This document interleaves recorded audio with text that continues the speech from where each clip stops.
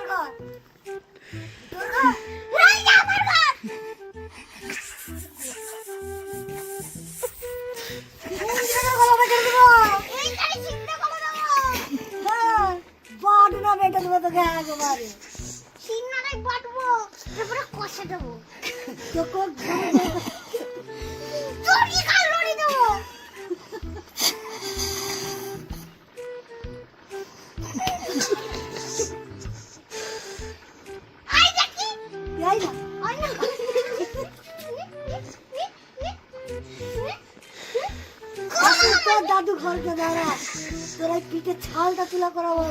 তুই দেখবি আসুক না মামা, তোর একদিন আমার একদিন করে দেবে। বলা কি একটা আগে নুন দেবো,